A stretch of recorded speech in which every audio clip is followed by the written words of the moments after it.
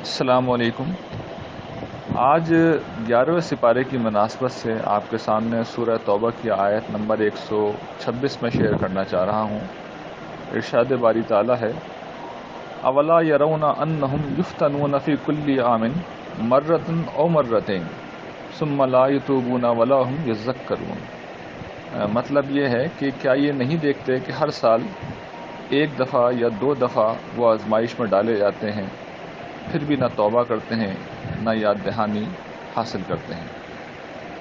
یہ آیت کئی پہلوؤں سے میرے لیے بھی خود بڑی اہم ہے، اس لیے کہ آپ کو یاد ہوگا کہ جب ہمارا کورس شروع ہوا تھا تو ایک سوال آیا تھا کہ جو کسی کے اوپر جب مصیبتیں آتی ہیں تو کیا وہ گناہوں کی سزا ہوتی ہے۔ میرا نقطہ نظر یہی تھا اور یہی ہے کہ قرآن مجید میں اس حوالے سے جتنے بھی بیانات ہیں وہ رسول اللہ صلی اللہ علیہ وسلم کے اولین مخاطبین کے لیے ہیں، جن کی سزا و جزا کا فیصلہ دنیا ہی میں ہو رہا ہوتا ہے، ورنہ ادروائز اللہ تعالیٰ کا قانون یہ ہے کہ دنیا کے مصائب جو ہیں وہ امتحان و آزمائش کے لیے ہیں۔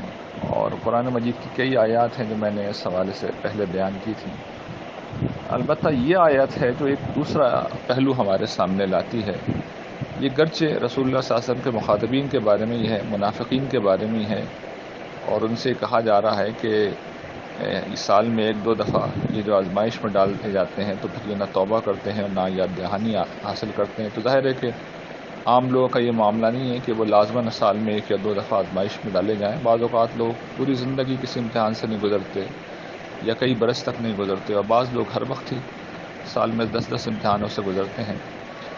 لیکن یہاں پر جو کہ امتحان ہی کی بات کی ہے اللہ تعالیٰ نے، تو اس سے محسوس ہی ہوتا ہے کہ اللہ تعالیٰ نے یہاں چیزوں کو جنرلائز کیا ہے۔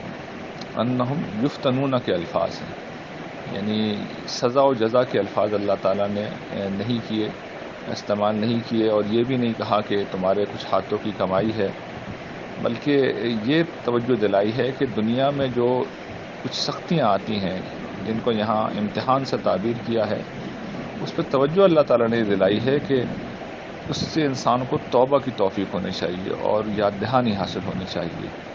تو یہ رویہ اصل میں ایک بہرحال ایسا رویہ ہے جو اللہ تعالیٰ کو مطلوب ہے، اور ہمارا تو یہ کام نہیں ہے کہ کوئی شخص بیمار ہے، مصیبت میں ہے، کسی پریشانی میں ہے تو ہم جا کے اسے یہ کہیں کہ تمہارے گناہوں کی سزا ہے یہ۔